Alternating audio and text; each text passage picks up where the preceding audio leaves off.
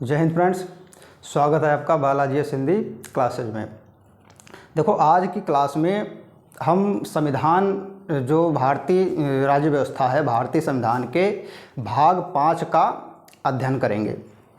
देखो, जो संविधान का भाग 5 है उसमें राष्ट्रपति, उपराष्ट्रपति, प्रधानमंत्री, मंत्रिमंडल, लोकसभा, राज्यसभा आदि की चर्चा की गई है। तो इससे संबंधित जितने भी महत्वपूर्ण अनुच्छेद हैं, तो आज से उनका एक एक करके सारे अनुच्छेद का अध्ययन करेंगे। आज की वीडियो में जो है हम राष्ट्रपति से संबंधित जो अनुच्छेद हैं 52, 53, 54 उसको हम समझते हैं। तो देखो, शुरू करते हैं। देखो, राष्ट्रपति जो है संविधान के भाग 5 में जो राष्ट्रपति जो है, राष्ट्रपति की चर्चा अनुच्छेद 52 से लेकर 62 तक की गई है।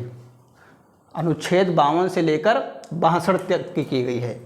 और इसमें जितने भी ये महत्वपूर्ण अनुच्छेद हैं, तो एक जो उनको हम ट्रिक के माध्यम से समझते हैं। देखो, राष्ट्रपति से संबंधित ये ट्रिक है, पका चुनिर का पुनर्योग शर्त शपथ अभियोग। क्या है? पका चुनिर का पुनर्योग शर्त शपथ अभियोग। इसको हम 3-4 बार पढ़ेंगे, तब आसानी से ये ट्रिक याद हो जाएगी। अब समझते हैं। देखो, पा तो 52 पद की बात है, का 53 कार्यपालिका, चुनिर चुनाव की बात है, नी निर्वाचन 55 हो गया, का जो है 56 में कार्यपालिका, पुनर 57 में पुनर्वाचन, फिर योग 58 में क्या है? योग्यता की बात कही गई है, शर्त 59 में शर्तों की बात कही गई है, शपथ 60 में शपथ की बात कही गई है, और ये जो 61 है उसमें क्या है? महाभियोग की बात कही गई है, और 62 में जो क्या है? राष्ट्रपति का पद रिक्त होना। ये इसमें नहीं है, लेकिन 62 को हम याद कर लेंगे। अब एक एक करके देखते हैं। देखो, जो अनुच्छेद 52 है, अनुच्छेद 52 में राष्ट्रपति के पद की चर्चा की गई है। क्या कहा गया है? कि भारत का एक राष्ट्रपति होगा, भारत का एक राष्ट्रपति होगा जिसमें संघ की कार्यपालिका शक्ति निहित होगी। संघ की जो कार्यपालिका की शक्ति है वह राष्ट्रपति में निहित होगी। और ये पद लिया कहाँ से गया है?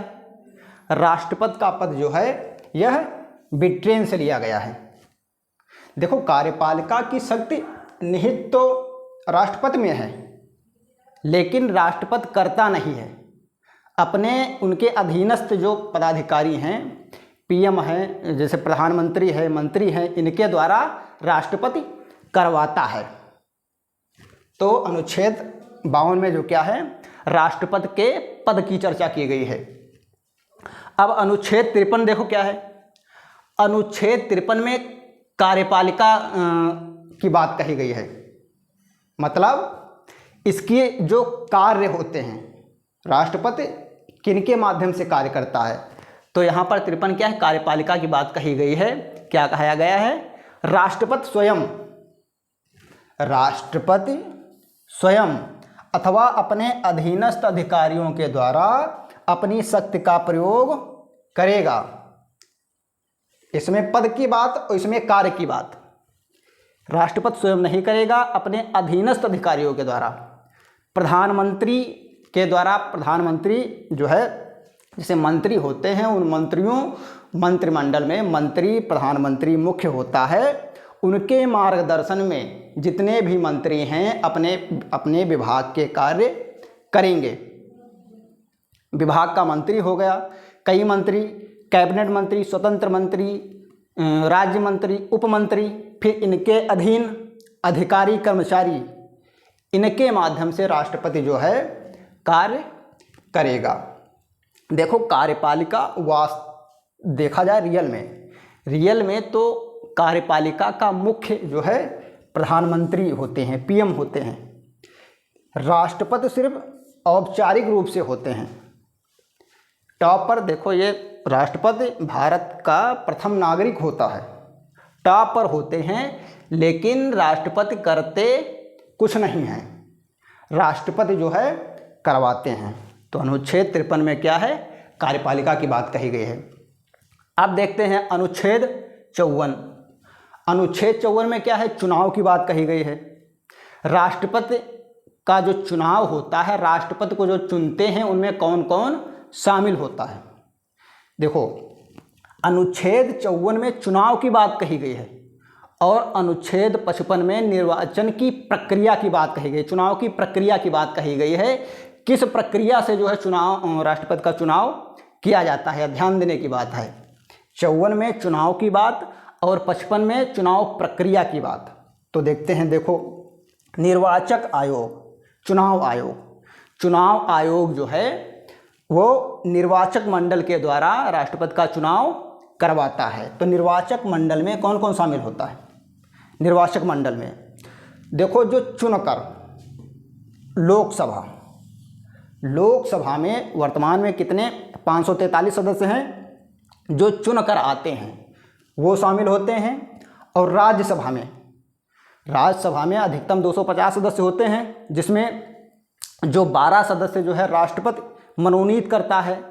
जो कला, साहित्य, विज्ञान के क्षेत्र में विशेष योगदान दिए होते हैं, इन क्षेत्रों में देश की सेवा कर रहे होते हैं, उन्हीं में से राष्ट्रपति उनको मनोनीत करता है।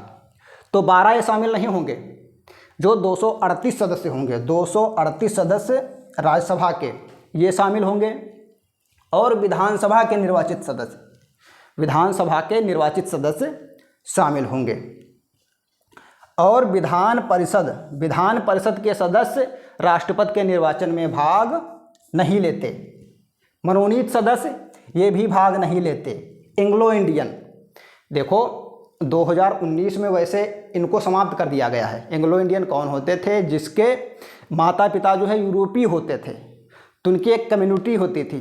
तो राष्ट्रपति इन 2 सदस्यों को चुनता था लोकसभा में, तो ये भी समाप्त कर दिया गया है। 2019 से एंग्लो इंडियन के पद को भी समाप्त कर दिया गया है। अब 543 जो सदस्य होते हैं, 543 लोकसभा के और राज्यसभा के 238 सदस्य और विधानसभा के सदस्य, यह राष्ट्रपति के निर्वाचन में, निर्वाचक मंडल में शामिल होते हैं। हाँ, अब जैसे दिल्ली जो है राष्ट्रीय राजधानी, ये जो है केंद्र शासित जो प्रदेश होते हैं, जैसे दिल्ली है,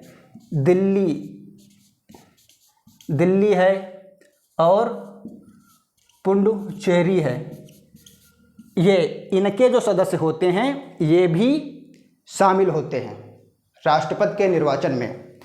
दिल्ली केंद्र शासित प्रदेश और पुडुचेरी केंद्र शासित प्रदेश, इसके सदस्य भी राष्ट्रपति के निर्वाचन में शामिल होते हैं। अब अगली वीडियो में हम जो है अनुच्छेद 55 और 56 का अध्ययन करेंगे। विस्तार से समझेंगे कि राष्ट्रपति की चुनाव की प्रक्रिया क्या होती है, कैसे राष्ट्रपति का चुनाव किया जाता है। तब तक के लिए जय हिंद।